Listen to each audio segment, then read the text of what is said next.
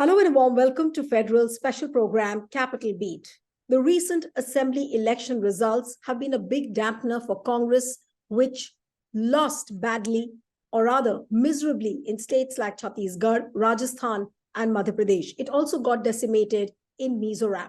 What were the reasons why Congress failed to make it, despite having a narrative, despite having the leaders, and despite having the issues on the platter? What is the way forward for the grand old party? Will there be any accountability held at all for what has happened? Joining me now is senior Congress leader and former Lok Sabha MP Sandeep Dikshit. Sandeep, thank you so much for joining on the Federal. And looking at the assembly election results, everybody's asking that why did this happen to Congress?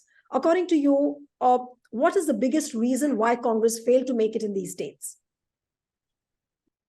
I don't know whether there's one single reason to explain all the three states, but perhaps there could be also some common reasons. Let me start more by my experience of what happened in Madhya Pradesh, because I was here most of the time.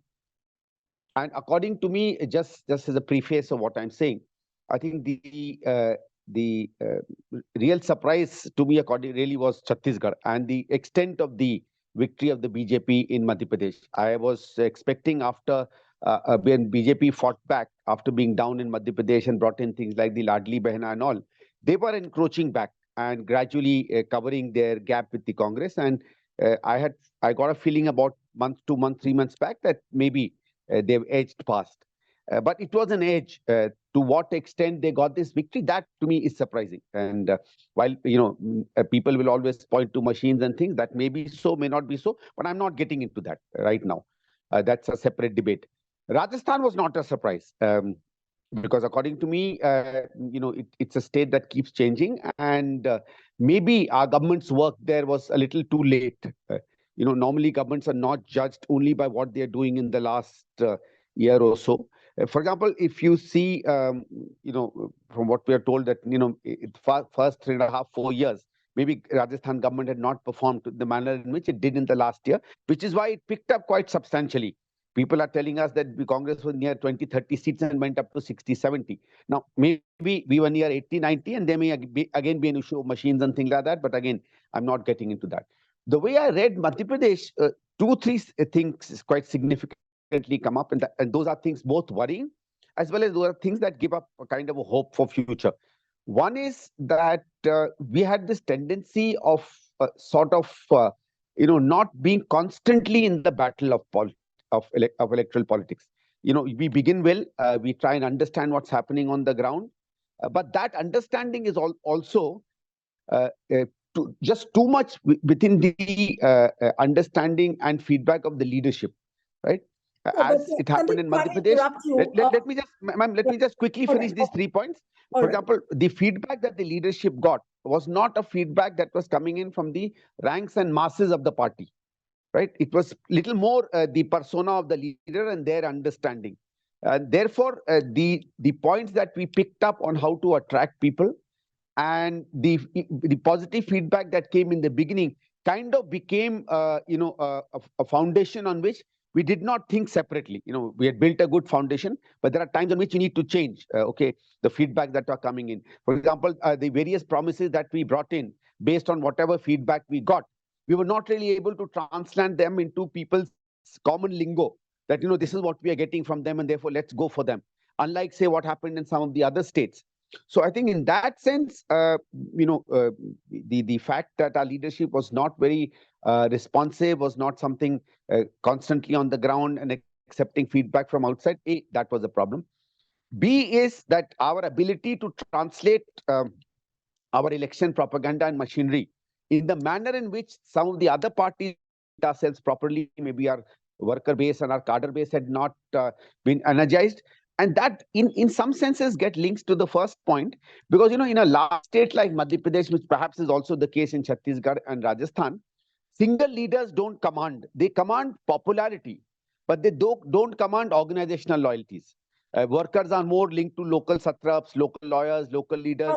And therefore, if the senior leadership is not able to energize them, then it does not go down the rank. And the third Oh, part was, which is right. what I said, we were not reading the election as and when the perception of the population was changing towards the end. So our feedback mechanism and our ability to constantly change, that was very, very faulty. But Sandeep, now let me get on to the question state-wise. Now, since you were in Madhya Pradesh, you read the Madhya Pradesh landscape very closely. So let's start with Madhya Pradesh. Now, Madhya Pradesh, of course, Kamal Nath was the head of the campaign. He was seen as a chief ministerial face. So when you say that the leadership did not command the loyalty of the grassroots workers, does it mean that Mr. Kamal Nath was confined more to himself, more to his campaign, and not paying attention to what was happening across the state? Because what I myself witnessed while I traveled to Madhya Pradesh was that Kamal Nath was limited to Chhindwara. He was just not coming out of the Chhindwara belt. And it was Digvijay Singh who was seen touring extensively. So is that the gap which has really cost Congress dearly in Madhya Pradesh, that the leadership was not very active? That is one point, and then I'll come to the second bit. But I want an answer on this first. Now, that could be so, but let me say the fact that, I mean, I'm not sure whether Kamal Nath didn't travel during election or not. I don't know much about that. But at least in the 6-8 months in the build-up to the election, he did travel. Okay, obviously he doesn't have the energy or the capacity or the inclination to do the way say Shivraj Singh and others did, who are far more engaging with people. Shivraj did 10 to 15 meetings a day. That's something Kamal Nath ji could not do. But the point that I was also making is that when you built a persona for yourself, you come up with a lot of promises which are very, very attractive. You are the front runner in the election. How do you maintain that and increase that? That happens when your local leaders, your local contacts, we have a lot of regional leaders in Madhya Pradesh. You know most about them. I don't want to name them. Not everybody was sort of, on the same level as Kamal Nath ji. And maybe either it was interpersonal issues, or they were not involved, or they chose not to be involved. Let me not get into that. It's always a kind of a samuhik failure when we don't win elections with this kind of a bad mandate. Right, but thing is, when they get involved, you see, when they get on, they tell their people, they are known locally much more. What we are transmitting to people gets onto the ground, and I think in that sense, the fact that almost became like a 2-3 people on the top, and then everybody else at a far distance below. Right, the advantage that you get with large good leadership was lost. Right. No, but what you're saying, there is a contrast, a strong contrast. You have a young, dynamic leader like Revanth Reddy who infuses all the energy. He wins the state. Why couldn't a younger leader head the campaign in Madhya Pradesh? You yourself said that, Kamal Nath is too elderly now to tour extensively, and probably that is the reason why he couldn't put in so much of energy. Had it made a difference if you had a newer leader, a newer face, or maybe a younger face, that would have made a difference to the campaign of Congress in Madhya Pradesh? Look, there were some advantages that Kamal Nath ji brought. Okay, I mean, there was a feeling that he had done well in his 1.5 years, and therefore, over the last 4-5 years, frankly, he was the best face that the party had. But it's not just that. The fact that there is something called somebody who leads the politics of the party, and there is somebody who leads the brass tacks of election management, and who locally does that transmission. That, to a large extent, perhaps either Kamal Nath ji was not willing to build up or not able to build up, or somehow did not get built up. Like, let me contrast it with the 2018 elections. Okay, there were many more tendencies of people. There was many more people infighting, but somehow some of our regional people, at least seemed to us to be far more engaged and working to make their people win, to get the thing across, to talk against the BJP. And most of these faces represented the Congress. This time, very few faces were publicly representing the Congress. It was Kamal Nath ji and some of the others. Now, that can happen once you, like in Shivraj's case, you become a CM for a long time. And, over time, you manipulate and become the only face that the BJP has. But that happens when you have a long government thing behind you. People, because of your various schemes or whatever you've done for them, a sense of loyalty builds up. That persona comes with a large patronage, long experience issue. Unfortunately, Kamal Nath ji did not have that, right? He did have this plethora of schemes and a feeling that no, he had not been given his chances. Okay, but how do you let me give you a small example. About 5-6 months ago, this Ladli Behna scheme is actually a copy of what the Congress was saying, that we'll give 1,500 rupees to every woman. And Shivraj Singh put it on ground. Now, what we did at that point of time is we got in a lot of women to sign these forms all across the state. And our leaders did fairly well. Some people got it signed by 40,000, some 30,000, 20,000. But I toured almost 26 districts. And when I was touring at that point of time, I was finding that while women were signing the form, they were not making the connect to the fact that if they press the button on the hand symbol, they will get this 1,500. That, see, so it means that your neta or your local person or the person doing it has to do that extra bit of communication. नहीं भाई कांग्रेस को vote देंगे तो मुझे 1,500 रुपए मिलेंगे. कांग्रेस का मतलब है हाथ का बटन, और ये याद रहे.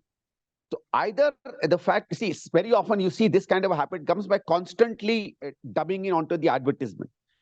So maybe we were not reading the fact that if you are bringing in something so fantastic and big, you have to constantly harp on that.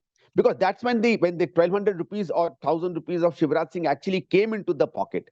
People did not make the connection that this is actually Kamal Nath's scheme, but this fellow has copied. And then we were not able to translate that. If we had done that last mile at that point of time, and that comes when you're engaging yourself with the campaign. It's not just designing the campaign. You know, it's like somebody doing a choreography to the dance, but it's really the dancers who produce the best part of that. And those dancers were either unmotivated or not really brought onto the field, or perhaps not trained adequately. Right. Also, what about the narrative? Narrative in the sense that, you know, the entire campaign of Congress, now that I look back and the kind of results which have come in, it seems that the Congress was slightly confused. Congress tried to replace the hard Hindutva with soft Hindutva. You had a Kamal Nath as a devotee of Lord Hanuman. He picking up the Gada, he prostrating before Baba Bageshwar. Now, the question is that should he have done that? Similarly, if you look at Chhattisgarh, you had Bhupesh Baghel, who was talking about Ram Van Gavan. He was talking about Gai. He was talking about Gobar. He tried to project a Hindutva image. Now, why would people take Congress's Hindutva so seriously when they already have a copy of a hard Hindutva which BJP is offering? Now, everyone is saying that, you know, soft Hindutva cannot ever replace a hard Hindutva. Now, do you think that now when you look at the things in the hindsight, do you think that this was a strategic mistake which was done by Congress? First, I'll agree completely that soft Hindutva cannot replace hard Hindutva. It cannot happen in any form until unless you've already been culturally part of that stream, in which case soft or hard can be a matter of degrees of how you do something. But I must give, I must pause back and also give, say the fact that, over the last few years, the understanding of how you need to appeal to a larger group of Hindu population, some of their beliefs as to what is it that the government should also be doing to them, apart from welfare, development, roads, etc., is the fact that, somewhere along their religious needs, and their love for their religion and their loyalty to that religion, their leaders also need to be shown to be somewhere along with them. That's a kind of a new thing that's come up in the last 5, 10, 15 years. Either it's because of Modi or whatever may be the reason. So in that sense, I would not fault my leadership to come across and show that, look, what was in my personal domain till now, I'm putting into the public domain.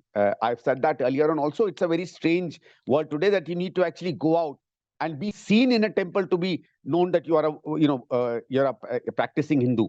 Just because you had a Hindu name, nobody doubted the fact that you need not be a practicing or a loyal Hindu. But now you have to go out and do that extra mile to stop that. You need to have a tika on your head, or you need to have a mala, or be doing something. Most people suddenly show what they are doing on Diwali. Suddenly, Karwa Chauth has become something in which you do it publicly. I mean, I remember my dadi, my mother's time, they did it in their homes. And nobody questioned them to the fact that, are you not Hindu enough because your photographs of Karwa Chauth are not coming? So in that sense, I thought it was good that some of them wanted to do that. Maybe some of the development programs looking at Hindu sites, Hindu pilgrimage centers, also maybe a demand of the time. So leaders need to reflect on that. But the problem I think I found is, as I mentioned earlier, we were not balancing it, right? it's not just pandering to demands of a particular community. We also have to be seen to be with the demands or needs of all communities. So, like when certain religious, violence took place in Madhya Pradesh, were our leaders also standing there? And you don't have to do it because it's a communal right. It's a humanitarian question. It's a matter of justice. It's a matter of a kind of a mass violence being conducted against a particular community. For example, when UP's bulldozer stuff came to parts of Madhya Pradesh, an unfair thing was happening. Why did we not stand with them? Why did we not question the fact? You don't have to question the fact as to somebody is a criminal or not, but are those actions that are being taken? So what happens in that sense is then, you're seen to be leaning towards or leaning in a manner in which the BJP does it. So I don't have a problem of you adopting symbols, looking religious, doing activities that say till now we thought other institutions or people will do. There's a people's demand you do that. But then why are you leaving the fact that for us, everybody is a citizen of this nation? Irrespective of their community, their caste, whenever injustice is done on them, right, or a development effort needs to be done for them, then we need to be equal on that. Right. That's, I think, somewhere where we were constantly feeling. And that was giving an impression to some of our leaders that, this is enough to counter BJP's propaganda, which was not so. See, BJP has a core Hindutva vote. That was not being disturbed.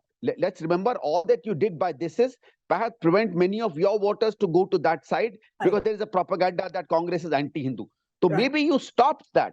But the effort for you to match up to the gap between their Hindu-related vote, which is their core vote, and our core vote, which I always consider is much more than in many other cases, we were not doing adequately for that. I think we kind of misunderstood and misread that. We did not let the vote slip out, but we did nothing to gain votes. Right. Absolutely. And on the Hindutva agenda, we cannot gain vote. Right. And let's be very, very clear. Yeah. We cannot gain vote.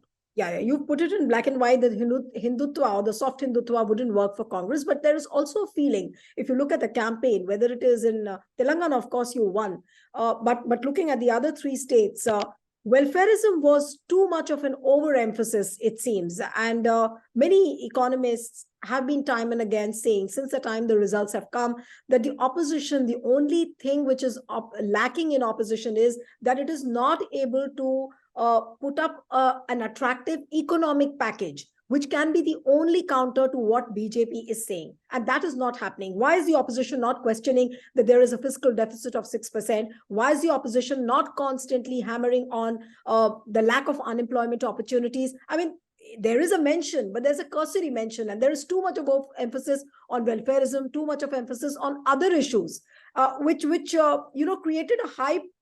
I might say that it was a false hype that Congress is winning, but then just the opposite was happening on the ground.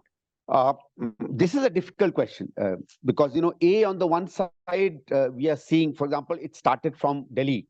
And our experience was that somebody who's crassly populist and talking about, you can call them freebies, muftkhori, whatever word you want to use them, okay, who is much more on that side, is able to get a lead on the other, which is a much easier lead, right, than some of the other issues. And also what happens is, when your party apparatus is not able to translate your broader vision to people, including to your own workers, okay, then these immediate populist come on, what's it called, almost like an instant coffee mix kind of stuff becomes far more attractive and easier to attract. And I think somewhere on the other, the fact that we won Karnataka only because of our freebies, as many people want to project, I think damaged us.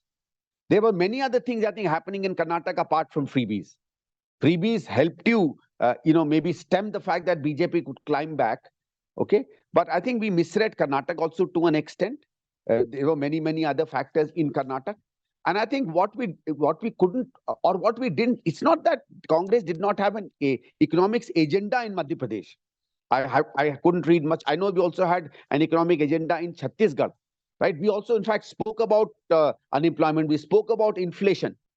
But what happened is, somewhere towards the end, okay, because the rhetoric from our leaders, the constant propaganda from our leaders concentrated on the 5 or 6 freebies that we were talking about, we kind of missed out. See, for example, we suddenly stopped talking about the corruption in Shivraj government. We stopped talking about the corruption in employment. We stopped talking about the corruption in Mahakal.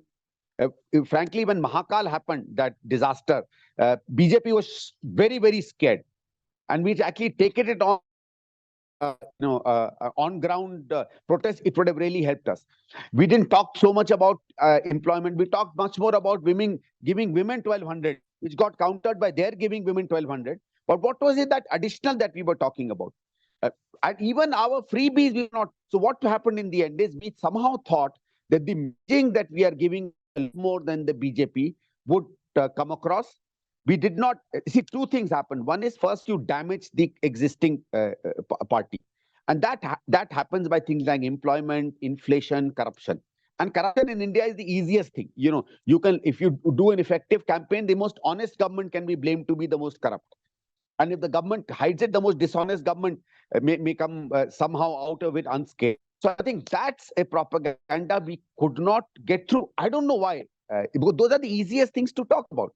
Right. And while entire state was talking about unemployment and inflation, we were the weakest in our campaign in terms of unemployment and inflation. And we could have actually related the two. Yeah. Because they are corrupt, there is inflation. Because they are giving unemployment, we are giving freebies. And this is what, apart from freebies, this is what we will give to you in the future. If people had understood that what's coming into their pocket is to save us from the tragedy of our lives that the BJP has created, a longer narration would have been built. Right. But Sandeep, like whatever issues we have discussed so far as to what went wrong now, I really want to ask you that was there a disconnect between the central leadership of Congress and the regional satraps? And I'm giving you examples. People said that Kamal Nath was too arrogant. He did not accommodate the allies. Let's not get into the ally story now. But what I want to ask you is that was Kamal Nath really arrogant? Was Mr. Gehlot really arrogant? Because people were saying that Mr. Gehlot was also not listening to anybody from the central leadership. Was that the major reason why such a campaign where you had the issues, you had the narrative, and then also if it couldn't translate for Congress, so who's going to be held responsible? The regional satraps, the disconnect between the central leaders and the regional satrap, who would you really blame? Again, this is not a very easy question, because I, for example, can tell you the few times that I spoke to Kamal Nath. He was confident of winning, but whenever I told him about 5-6 months ago, sir, the situation on ground is very good, he said, no, there is still a lot of problem. I hope it continues. We are peaking too early. So I think most of the points that people thought he knew about that. So I don't think he was overconfident.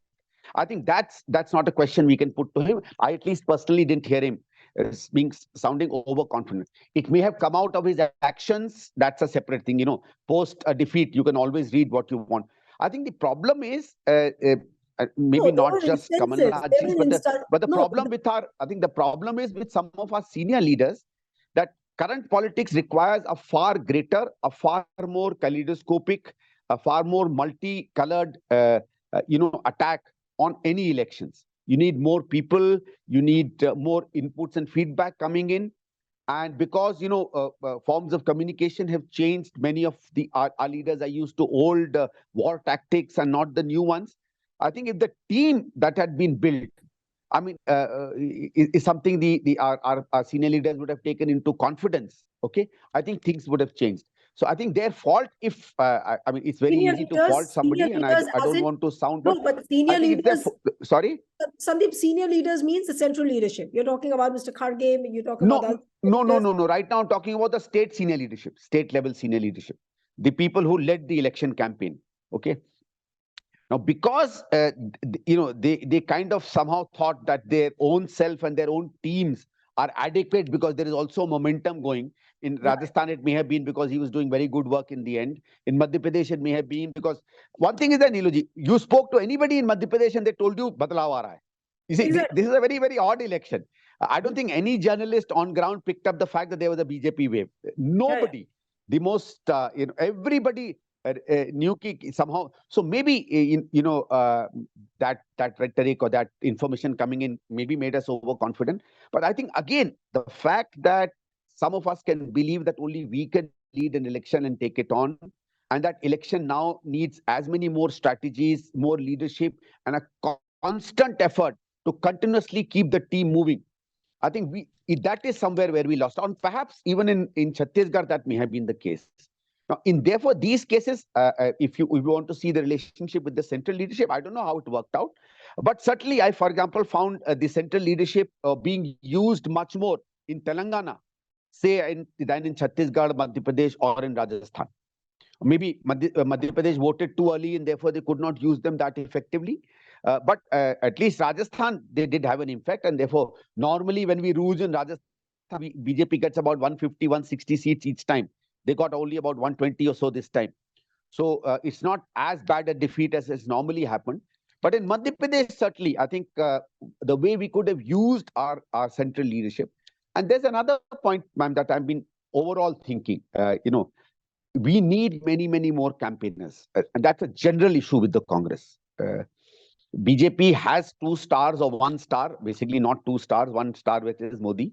But apart from that, they at least talk about and a kind of a, halla gulla is made when many of their other leaders descend and do various little things. And they do, have fairly effective people who are able to translate their vision in people's language onto the population and the voters. Congress, either we don't use that talent, or we don't have that talent, or we are not confident of that, or No, there is a what is fact it? that, You are within the we party. don't want to use them. No, but Sandeep ji, what is the real problem? They don't promote the talent. They don't have talent. What is the issue within the party? I don't think it's a fact that we don't have talent. I mean, look, we got 41% vote in Madhya Pradesh. We have huge amounts of leaders. In fact, the problem in the Congress always is that there's infighting because there are too many aspirants. One of the advantages of BJP is that BJP doesn't have that many effective leaders. So our leaders can not only win elections, they can also make incumbents lose elections.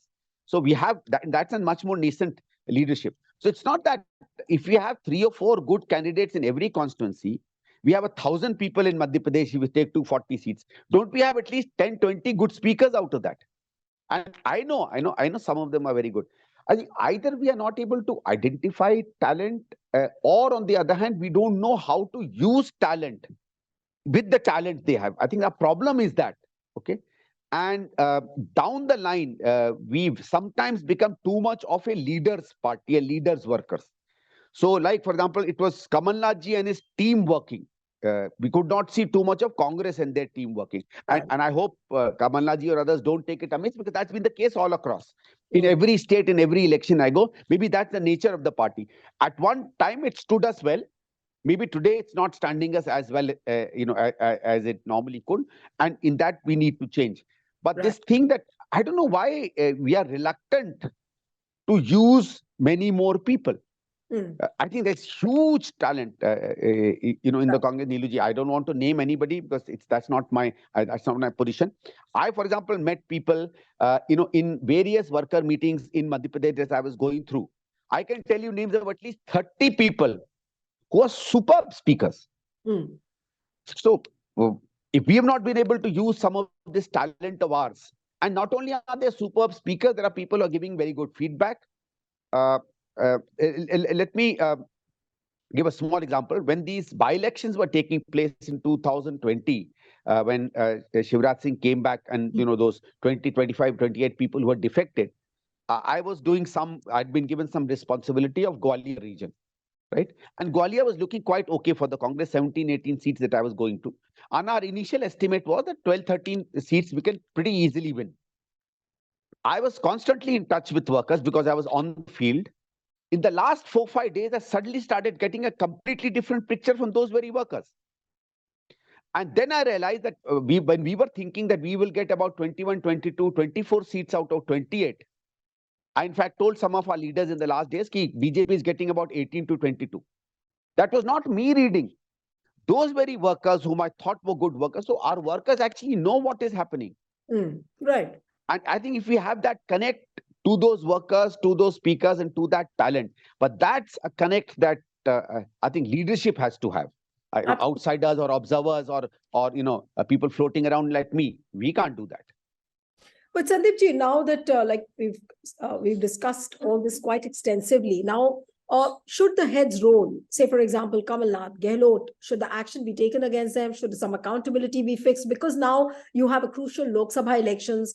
You are getting into another India Alliance meeting where you have to send out a message to your alliance partners, say, for example, Samajwadi Party or Trinamool Congress, or the left who slightly felt deserted and abandoned during the course of the assembly elections.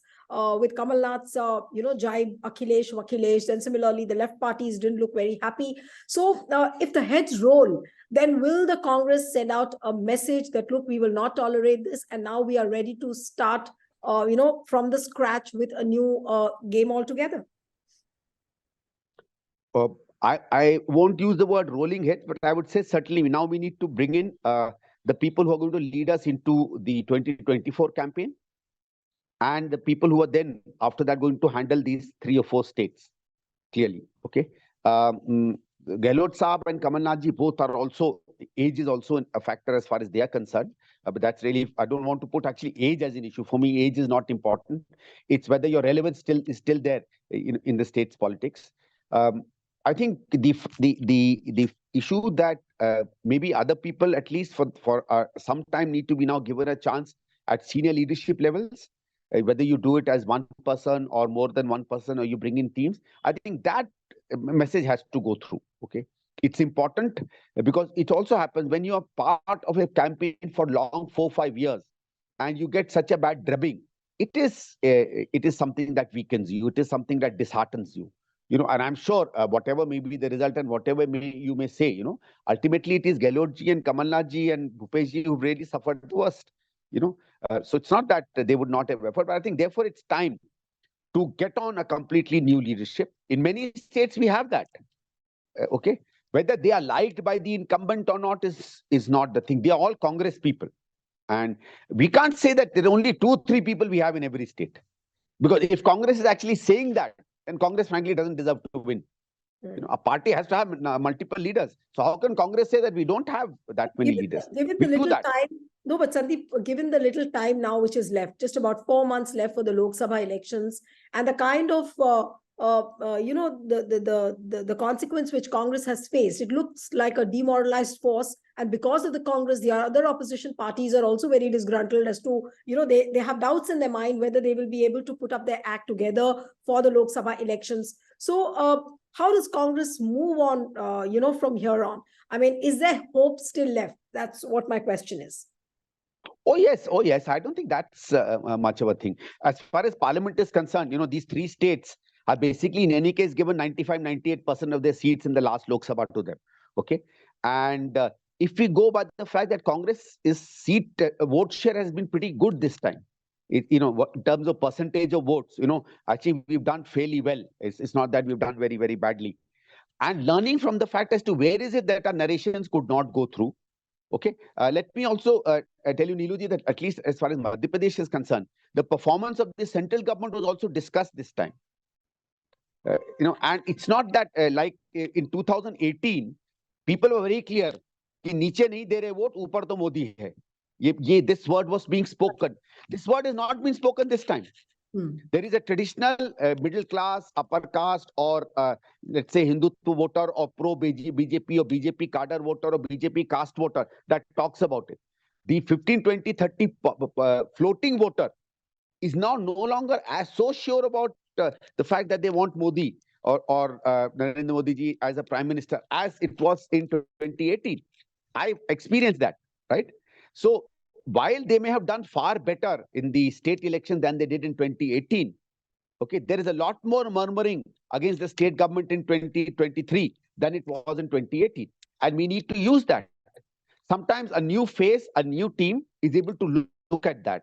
Right. Because, the senior leaders also have had an experience of 4-5 years. Perhaps the defeat will be fairly strong in their minds. And obviously, they'll also be there. I think when you ask somebody to sit back for a while, you don't ask them to sit back on their need for the party. They are leaders. They have roles in their party. There are voters attached to them. They will also have to contribute to the national election, to these Lok Sabha elections, as much as anybody new who gets that command should do. Right. But I think that change would give a new person some time They will be able to read to what it is. Also, what happens sometimes is, ma'am, that a new person is able to see some of the mistakes that the others made. If I was in the system, I'm not able to see where I went wrong. Right. Okay, when you come in, you're able to critique me much better. There is an ego, or there is a lack of understanding of our own faults, and that's a human nature. So I think in that sense, if we do, but we do that quickly. Our problem a little bit in the party is a little late in responding, especially when we have to respond to crisis. Normally, the response to any crisis should be more immediate. I'm not saying this is a crisis, but it's at least a situation that needs a crisis-like response. No, but when you have to fight against an election machinery of a party like BJP, which is almost fighting like a guerrilla, it's almost like a guerrilla warfare when it comes to BJP. And then having a laid back attitude for a party which knows that, it has to come up, it has to come to power.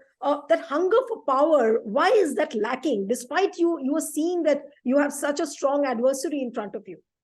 I'm not sure whether we have a hunger for power. I think, although it sounds a very terrible word, that you have a hunger for power, but it's like, in fact, I put it more like a fire in the belly. Let me put it the other way: hunger for winning. Hunger for winning. Yeah. Okay. Correct. Or what I call it as a fire in the belly. You need a fire in the belly to really be able to fight that. I don't think we lack that. Okay. But I think where we lack is the fact that when all these various, it's like a tug of war. If everybody who wants to pull the rope are together on the same rope, it suddenly gets a traction. BJP is very often able to channelize and funnel that in a particular direction. Okay, of course, the good thing about them is that they only have 2 or 3 points that they always propagate: the Hindutva agenda, the strong prime minister agenda, the Rashtravadi agenda, and their freebies. So there are only 3 or 4 points on which they talk about. We have far many more, and the messages of a party that is not parochial in terms of either community or caste, to be able to translate our agenda is far more difficult. I mean, it's very easy to convince somebody to work on religion. It's much more difficult to convince somebody to work on employment, inflation, inequality, dignity, human rights, etc., etc. These are not easy things for people to understand, especially compared when it comes to relating with religion. But I think if all our leaders are put together and everybody is given a stake, everybody is told that this is where your hunger will be satisfied. Sorry for using this word again, and that your fire in your belly is something that will be respected. It makes a difference. It's not that, after all, was the BJP any less keen to win Karnataka or any less keen to win Himachal? I think they were equally keen to win these states. Okay, for example, we fought fairly well in Uttarakhand also. It was just marginally that we lost that. But in these states, if we've lost, let us take our example from the fact. See, for example, when many of the other states also claim that, it's not that, I just heard that some of the opposition people, since you mentioned them, constantly keep saying that in many of the states where it's a Congress versus BJP, right? Congress is not able to win, right? Yes. Let me also ask many of these people that in the states in which it is them versus the BJP on a straight case, where is it that they've been able to win? Maybe, Gujarat is the only, Bengal is perhaps the only case, but then there is nobody else in Gujarat, right? And Biju Janata Dal doesn't really stand out as an opposition party because nobody really knows who they are with. Their only interest is their state election, and then they can go whichever way, they go. So in other cases, really, after all, who defeated BJP in Himachal? Or who defeated BJP in Karnataka? And imagine if Karnataka had not come through, we would probably not even have been sitting here debating this. Absolutely. Things would have been very, very different. So the strikes against the BJP also come in the states in which they have a direct fight with us, right? We have to also understand that they are a powerful force. BJP is perhaps one of the most effective election machineries in the last 50, 60, 70 years with the whole issue of religious religion attraction according to them. Let's not belittle the fact that somebody who campaigns, in a, I don't want to use the word, what's coming to my mind, but in a kind of unashamed use of religion for their politics, it's not very easy to defeat them. Yeah. Let's be very, very clear. So I think what the Congress has is their hands full. Okay, we have perhaps not been able to match up to what the fight requires till now, but does not mean we are not going to match up in the future. All right. Wish you all the best, Sandeep Dikshit. Thank you, ma'am. And thank you so much for sharing candid thoughts. And one appeal to the viewers who are watching this interview, subscribe to our channel, send us your feedback, and stay tuned to The Federal. Thank you.